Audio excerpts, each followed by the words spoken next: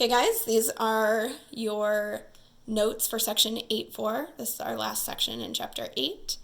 For some of you, I think you're doing things a little bit out of order, so this might only be your second section in chapter 8. So this is just a continuation of what you did with sine, cosine, and tangent. Now we're just going to be applying that to some word problems. So there's two words that you're going to want to know today. Those are angle of elevation and angle of depression. If you know those two words, you'll be able to draw your own picture. And then once you have the picture, it's the same thing you did on the last day of school when you were doing sine, cosine, and tangent. Okay, so we'll start with angle of elevation. The angle of elevation is the angle between the line of sight and the horizontal when an observer looks upward. So we're going to draw a little person here. Okay, this person is going to look up at something, so this will be their line of sight. Okay, and then of course this line here is the horizontal line. So this angle is our angle of elevation.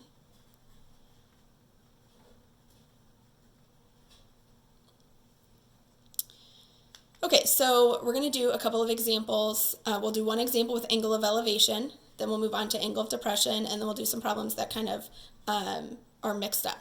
Okay, so example 1. This says the peak of Goose Bay Mountain is 400 meters higher than the end of a local airstrip or runway. The plane takes off from the end of the runway in the direction of the mountain at an angle that is kept constant until the peak has been cleared. If the pilot wants to clear the mountain by 50 meters, what should the angle of elevation be for the takeoff to the nearest tenth of a degree? So we've got some runway here, okay? Actually started back here. This is kind of the point where the plane is going to start elevating, so this will be our angle of elevation, and that's the angle that we want to know. So we're going to call that x. Okay, our goal, the pilot's goal, is to sorry, my son was interrupting me there. The goal is to clear the mountain by 50 meters, and the mountain is 400 meters high. So we really, at this point, need to be 450 meters in the air. Okay, and we have a horizontal distance of 2,025 meters to make that happen. So we need to know at what angle do we need to take off so that we can end up here. Okay, so we're going to do what we always did with our sine, cosine, tangent problems. I always start by circling the angle, and then I ask myself, from that angle, which two sides am I dealing with? I know the opposite side, and I know the adjacent side. And if you remember SOHCAHTOA, that was one way of remembering our trig ratios. SOHCAHTOA tells us that if you are dealing with the opposite side and the adjacent side, that you're going to use tangent. So let's go ahead and write down tangent. And then we always put the angle next to our sine, cosine, or tangent. So we're going to put x right here because that's our angle. And then we'll do the opposite side, 450, over the adjacent side, 2025. And I'm just noticing that I need a calculator, and my phone is my calculator, and that's what's taking my video here. So let me pause for just a second. Okay, I'm back. I found a calculator. Okay, so we're going to hit, well, not yet, sorry.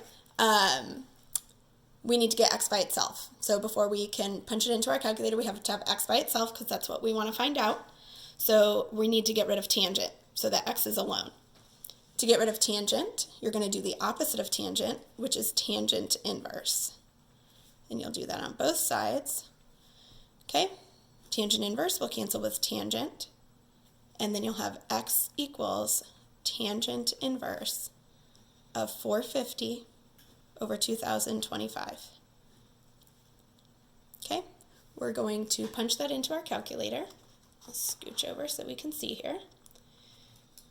Okay, so you hit second tangent, and then 450 divided by 2025 and hit enter. And you should get approximately 12.5, and it says round to the nearest tenth of a degree. So 12.5, that's to the nearest tenth. But I also like to talk to my students at this point about thinking about how you would actually want to round in this situation. It tells us to round to the nearest tenth, so I went ahead and did that, but I really don't want my Pilot to round to the nearest tenth. I would rather my Pilot just automatically round up. We actually rounded down because it was actually 12.5288, so on and so on. So we rounded down just a little bit. I would prefer my Pilot not round down if he's trying to miss a mountain. So, in certain situations, you might just automatically round up. Okay, so moving down to our next definition. Our next definition is angle of depression.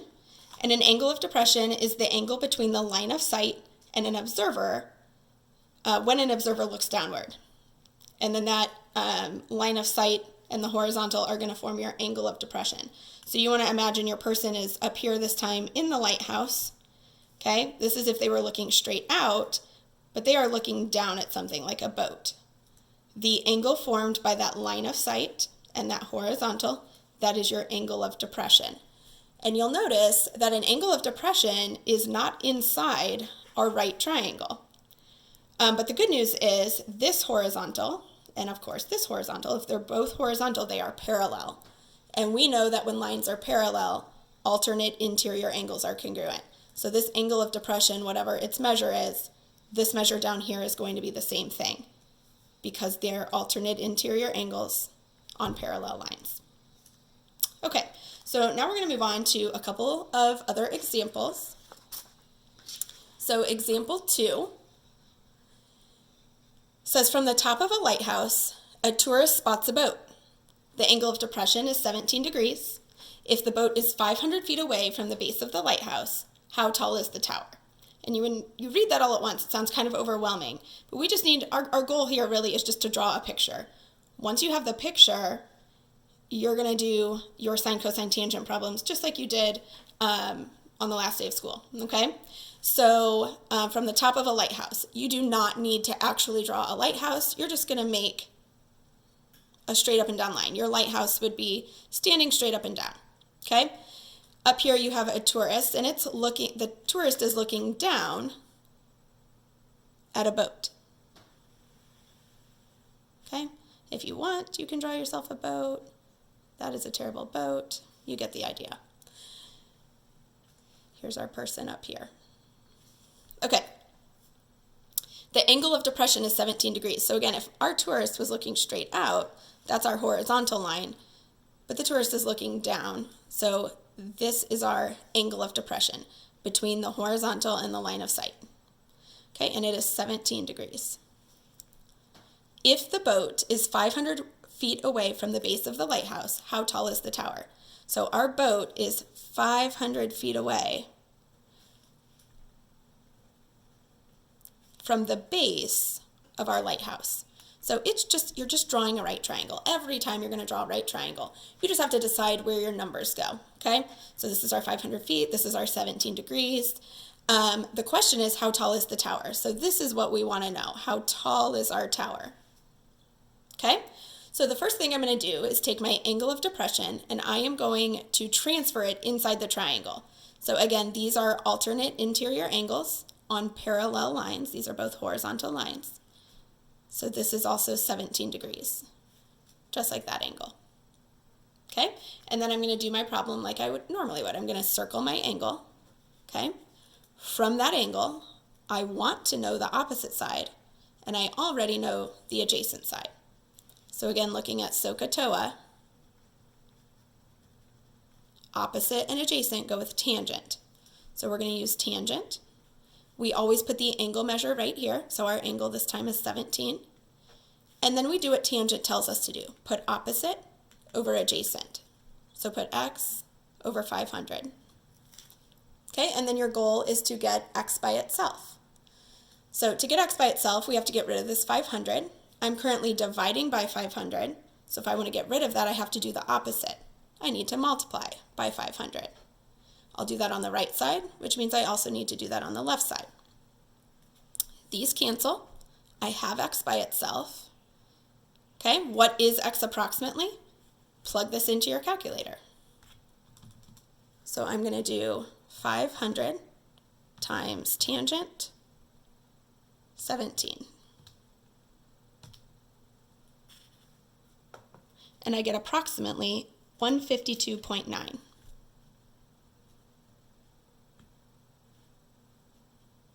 Okay, now this is my mistake. I really should have mentioned on each problem how you should round. So we're going to say on each problem,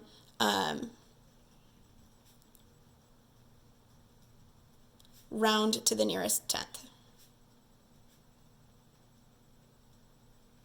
Okay, and you'll want to pay attention to that whenever you take your assessments. If it says nearest tenth, that's 1 decimal place. If it says round to the nearest whole number, then you would just round to this digit. If it says nearest hundredth, that's 2 decimal places. I think on your test it also says nearest tenth, so that's 1 decimal place. Remember to look at the number next to it. If it's 5 or higher, you round this number up. So that's what happened on this one. 0.86 became 0.9. Okay. Let's go ahead and move on to example 3. So example 3 says a tree 50 feet high casts a shadow 63 feet long. Find the measure of the angle of elevation of the sun. Okay, so we have a tree 50 feet high. I'm going to, again, draw a tree. It's not fancy, just a line. And that's 50 feet high. And then we are casting a shadow 63 feet long. So think about, we have a sun up here shining down on our tree, which creates a shadow on the ground. And that shadow is 63 feet long. And we're going to find the measure of the angle of elevation of the sun. So finish your right triangle. The tree and the ground would make a right angle. And we are looking for the angle of elevation of the sun. And often people think, okay, that's the angle up by the sun. But that is not the case. Again, you want to think of an angle of elevation as an angle between the line of sight and the line where someone is looking upward. Okay, so this is always your angle of elevation. It's always that bottom angle. Okay, you can imagine someone down here looking up at the sun. So this is the angle of elevation of the sun. And that's what we're looking for. So that's our x. Okay, so circle the angle again. From the angle, we're dealing with opposite and adjacent. This one's another tangent, and I promise that won't happen on all problems. So this is tangent x equals opposite over adjacent. And then we need to get x by itself. So we need to get rid of tangent. We do that by doing tangent inverse on both sides. That cancels, and we get x equals tangent inverse of 50 over 63. You can write this down, or you can just see it here, and then plug it into your calculator. So second tangent, that's how we get tangent inverse, and then 50 over 63.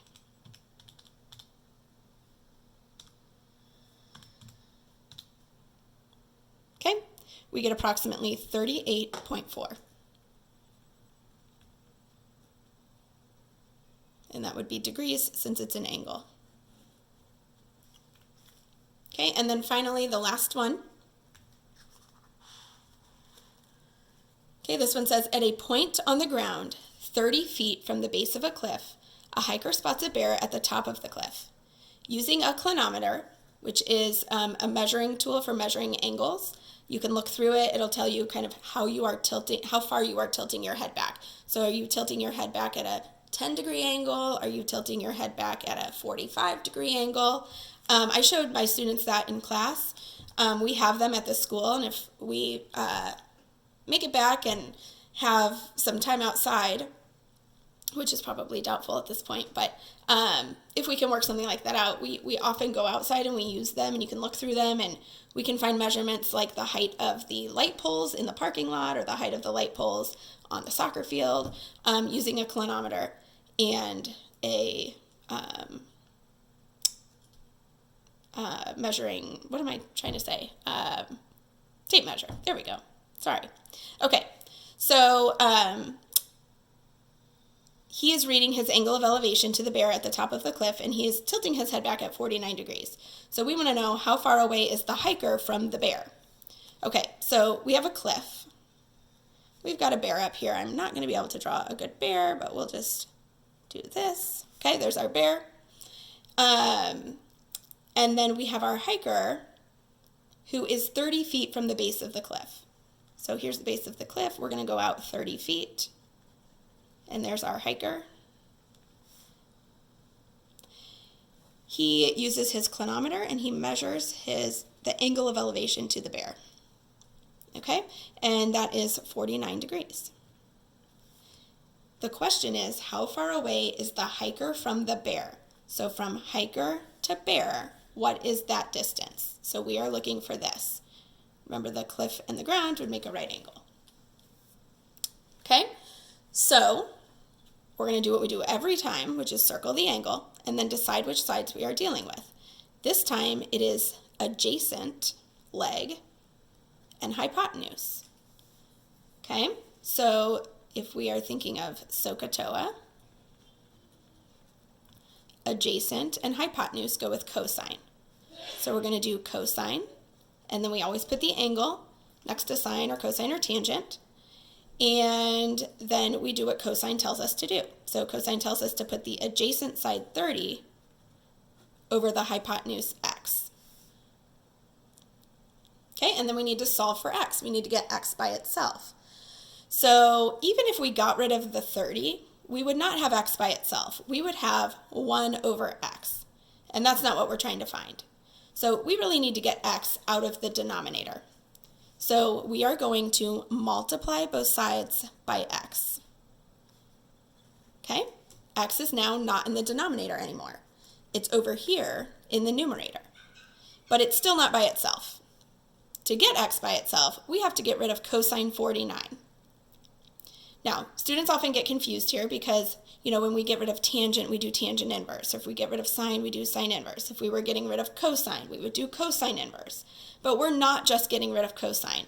We're getting rid of cosine 49, and that is one unit. This is one thing. Okay, these can't be separated.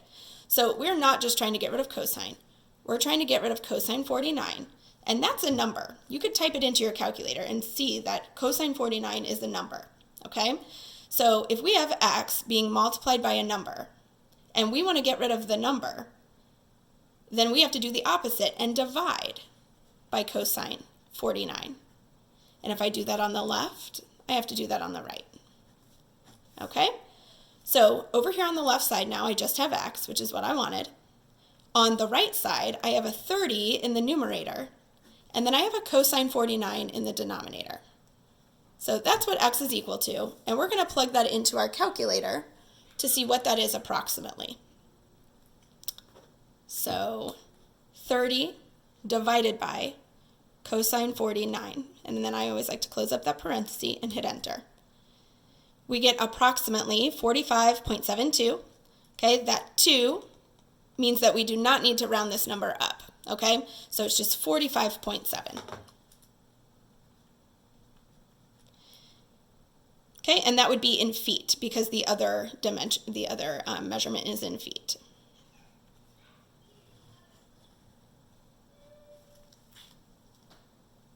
Okay, so that concludes our notes for today. You are going to have some problems to practice. Check Canvas for your teacher's assignment. And I'll see you back for the next lesson. Thank you.